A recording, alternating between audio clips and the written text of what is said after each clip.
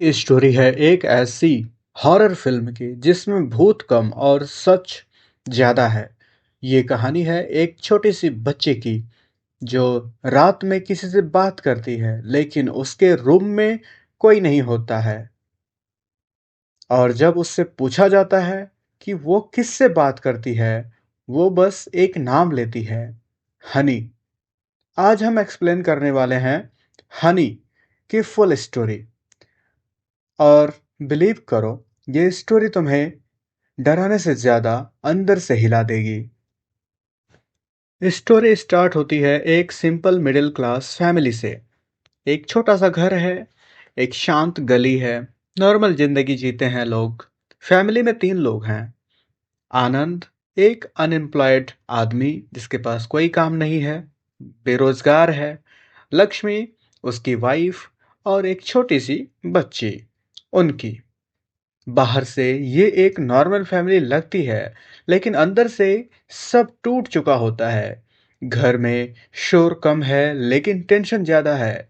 बेटी ज्यादा बोलती नहीं, लक्ष्मी हमेशा थकी हुई लगी रहती है लगती है, और आनंद हमेशा चिड़चिड़ा रहता है क्योंकि आनंद के पास कोई जॉब नहीं है, घर में पैसे नहीं है, और लक्ष्मी हमेशा काम करने में बिजी रहती है। एक बच्ची है जो वो भी ज्यादा बोलती और ज्यादा खेलती कूदती नहीं है, लोगों के साथ नहीं मिलती जुलती है।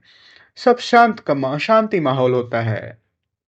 और उस पे आनंद के पास पैसे भी नहीं होते तो वो सब परेशान होते हैं, वो सब चिड़चिड़े हो गए होते हैं। आनंद कुछ ज्यादा ही टेंशन में रहता है। आनंद एक ऐसा आदमी है जो जिंदगी से हार चुका है। उसके पास जॉब नहीं है, पैसे नहीं है, रिस्पेक्ट नहीं है। हर जगह से उससे सुनना पड़ता है, लोग बोलते हैं कुछ काम क्यों नहीं करता। रिश्तेदार ताना मारते हैं, दोस्त दूर हो चुके हैं। स्लोली आनंद का कॉन्फिडेंस टूट चुका है। वो घर में ज्यादा टाइम बिताता है और छोटी छोटी बातों पे गुस्सा करने लगता है। बेटी उससे डरने लगती है। लक्ष्मी चुप रहना सीख लेती है। आनंद के इस गुस्से भरे दिमाग की वजह से उसकी बेटी उससे डरने लगती है और उससे ज्यादा बात नहीं करती, और लक्ष्मी को ये अब आदत सी लग गई थी। वो सीख ली थी अपने आप को चुप कैसे रखना है। वहीं पे हमें दिखता है कि बेटी का बिहेवियर कुछ, उसकी बेटी बहुत साइलेंट रहती है। वो ना ज़्यादा खेलती है, ना ज़्यादा हंसती है। स्कूल में भी वो अकेली रहती है। टीचर को भी लगता है कि बच्ची अंदर से डिस्टर्ब है, उसे सिंपैथी देते हैं। एक दिन स्कूल में ड्राइंग एक्टिविटी होती है। बच्ची एक घर बनाती है। टीचर पूछती है, फैमिली कहाँ है? बच्ची कुछ नहीं बोलती, बस चुप रहती है, क्योंकि वो भी अंदर से ये जानती है कि मेरे पास तो कोई भी नहीं है। ना ही बाप, ना ही माँ। माँ काम में बिजी रहती है, बाप हमेशा फ्रस्ट्रेटेड रहता है, बच्ची हमेशा ही अकेला महसूस करती है खुद में। और शायद इसीलिए उसने ड्राइंग भी सिर्फ घर बनाया था, ना कि फैमिली। यहाँ से पता चल जाता है कि बच्ची इमोशनली हर्ट है। आनंद का गुस्सा। एक दिन आनंद जब इंटरव्यू से रिजेक्ट हो जाता है, वो किसी इंटरव्यू में जाता है जहां से वो रिजेक्ट हो जाता है। घर आके वो बिल्कुल चुप हो जाता है, चुप होकर के बैठा रहता है, लेकिन फिर अचानक से उसका गुस्सा फूट पड़ता है। वो चेयर फेंक देता है, चिल्लाता है, घर में डर का माहौल बन जाता है। बेटी कोने में छुप जाती है डर की वजह से। इतना डर जाती है बेटी। ये पहला मोमेंट है जहां ऑडियंस को फील होता है कि घर में कुछ गलत है। घर में कुछ ऐसी निगेटिविटी है जो इन लोगों को आगे बढ़ने नहीं दे रही है, जो उसे जॉब नहीं देने लेने दे रही है। हर काम में कहीं ना कहीं रुकावटें आ रही हैं। कुछ भी अच्छा नहीं चल रहा घर में। यहीं से होती है सुपरस्टिशन की शुरुआत। टाइम के साथ आनंद चेंज होने लगता है। वो फोन पे अजीब वीडियोस देखने लगता है। बाबा वीडियोस, नजर लगने वाली रील्स, तंत्र मंत्र, कंटेक्ट, ये सब वो ढूंढने लगता है। नज़र वाली वीडियोज़ देखने लगता है। उसे लगता है कि मेरे घर में बहुत कुछ खराब हो रहा है, जिसे शायद मैं निदान पा जाऊँ, ये सब करके तंत्र मंत्र से मैं अगर करवा दूँ अपने घर में, तो मैं शायद इससे निदान पा जाऊँ। धीरे-धीरे उसके दिमाग में एक आइडिया बैठ जाता है।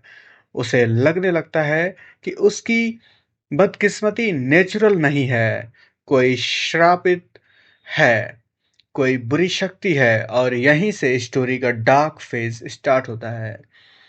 आनंद को लगता है कि उसके घर में नेगेटिविटी फैल चुकी है, उसके घर में कोई श्राप है, कोई बुरी आत्मा है, जिसे वो भगाना चाहता है और इसीलिए वो तंत्र मंत्र के झांसे में पड़ जाता है।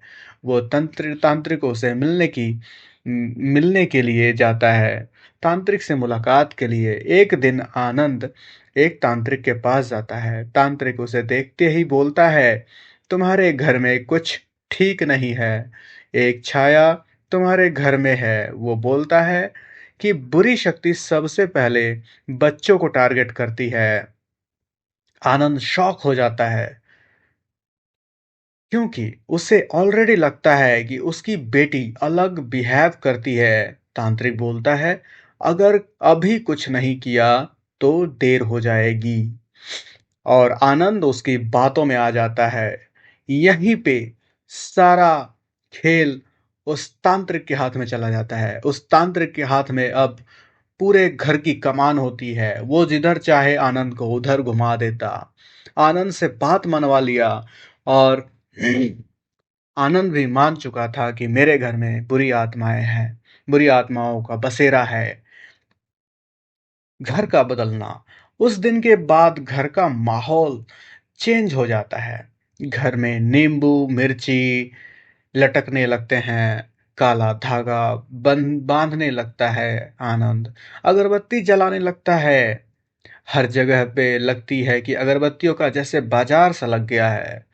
लक्ष्मी अनकंफर्टेबल फील करती है क्योंकि उसे ये पहली बार पता चलता है कि आनंद जो कि इस तरह से बिहेव कर रहा है उसे अच्छा नहीं लगता। वो बोलती है, डॉक्टर के पास चलते हैं। लक्ष्मी को पहले से ही लगा था कि आनंद के सिर में कुछ प्रॉब्लम शायद हो सकती है, तो वो पूछती है कि डॉक्टर दिखाने चलते हैं, लेकिन आनंद बोलता है डॉक्टर सब नहीं समझते। आनंद के मस्तिष्क में तंत्र मंत्र का पूरा जाल बिछ गया था। उस उस तांत्रिक की बातें उसमें घर कर गई थी। वो अब पूरी तरह अंधविश्वास में डूब चुका होता है और जहां से उसे कोई नहीं निकाल पा रहा था। हनी का पहला जिक्र। एक दिन ब्रेकफास्ट के टाइम बेटी कैजुअली बोलती है, हनी मुझे रात को सोने नहीं देती। ले लक्ष्मी मुस्कुरा देती है। लक्ष्मी को लगता है कि शायद उसका कोई इमेजिनरी फ्रेंड है, लेकिन आनंद फ्रीज हो जाता है। आनंद को धक्का लगता है। उसके लिए ये प्रूफ है कि घर में कुछ है। यहीं से फिल्म की असली हॉरर स्टार्ट होती है। रात का स्कीन होता है। एक रात बेटी अपने बेड पे बैठी होती है। वो धीरे धीरे किसी से बात कर रही होती है। रूम में कोई नहीं होता। कैमरा धीरे धीरे मूव करता है। साइलेंट, सिर्फ साइलेंस। नेक्स्ट मॉर्निंग बेटी बोलती है, हनी कल रात आई थी। लक्ष्मी कंफ्यूज्ड हो जाती है। आनंद घबरा और सहम जाता है। आनंद का पैरानॉइड। अब आनंद कंप्लीटली चेंज हो जाता है। वो बेटी को ऑब्जर्व करने लगता है, उसकी हर एक्टिविटी नोटिस करता है। वो रिचुअल बांधता है, वो रिचुअल बढ़ाता है। बेटी को बोलता है, अकेले मत रहना, मिरर मत देखना, रात को मत सोना। इतनी सारी चीजें वो कर देता है। वो रिचुअल बढ़ाने के लिए अपनी बेटी को बोल देता है कि रात को मत सोना। उसे लगता है कि वो बेटी को बचा रहा है। आनंद सोचता है कि मैं इस तरह से अपनी बेटी को बचा लूंगा, लेकिन रियलिटी में वो उसे और तोड़ रहा होता है, क्योंकि जो उसकी बेटी होती है उसके पास हनी नाम की कोई तो है जो उससे बात करती है, जो उससे हाल-चाल पूछती है, वरना नहीं तो माँ और पिता तो हमेशा ही बिज़ी और टेंशन में रहते हैं। रिचुअल एक्सट्रीम हो जाते हैं। तांत्रिक उससे बोलता है कि एंटिटी स्ट्रांग हो रही है। अब आनंद एक्सट्रीम स्टेप्स लेता है, बेटी को फास्टिंग करवाता है, उसे रूम में बांध करता है, उसे अलग कर देता है। बेटी साइकोलॉजिकली वीक हो जाती है, फिजिकली वीक हो जाती है। लक्ष्मी अपोज करती है, लक्ष्मी मना करती है, लेकिन आनंद वायलेंट हो जाता है।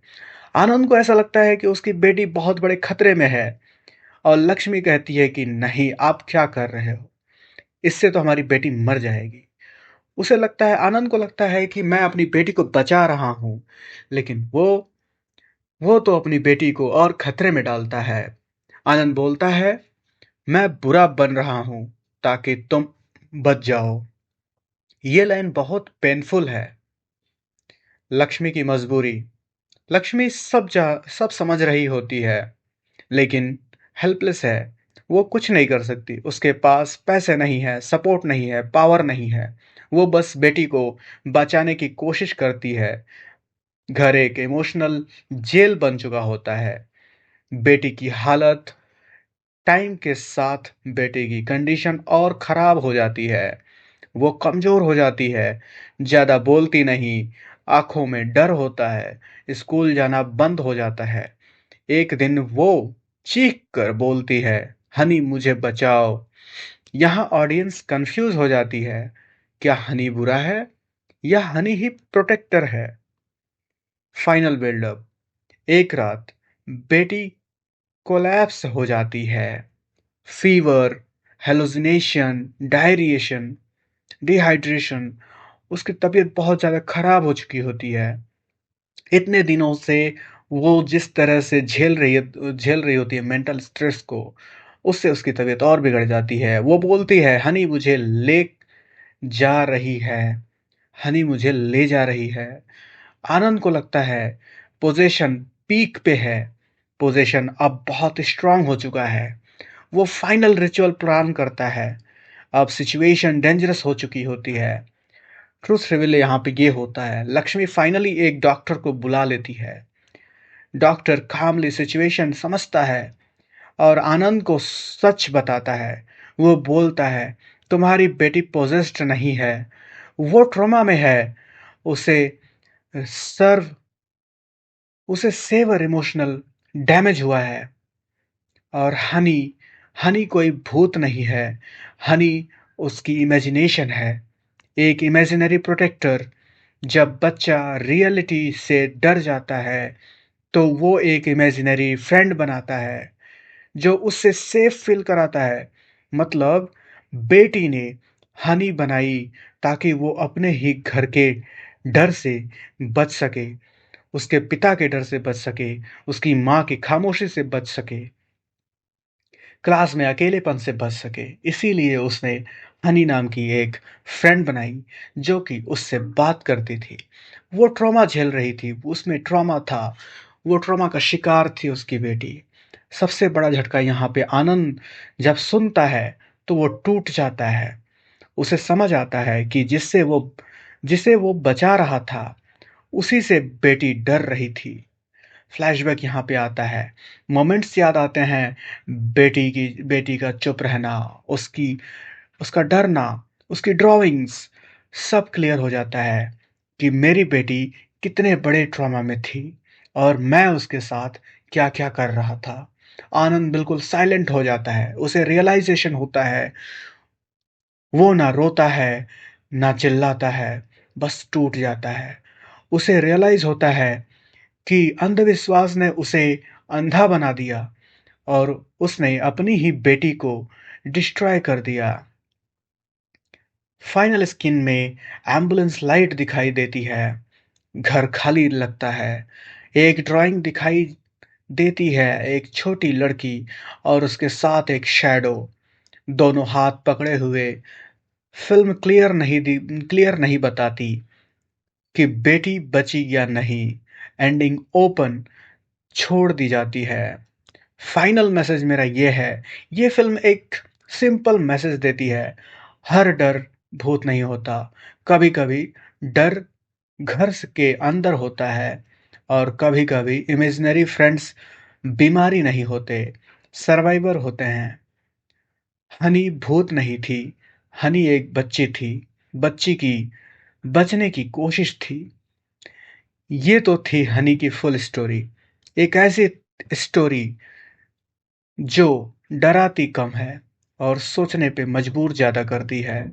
और तुम्हें ऐसी डार्क, रियलिस्टिक एक्सप्लेन्ड स्टोरीज पसंद हैं तो वीडियो को शेयर कर जरूर करना। क्योंकि कुछ स्टोरीज सिर्फ एंटरटेनमेंट नहीं होती, रियलिटी होती है। मैं तुमसे मिलता हूँ फिर अगले किसी वीडियो के साथ। तब तक के लिए धन्यवाद। अपना साथ बनाए रखो। Thank you for watching.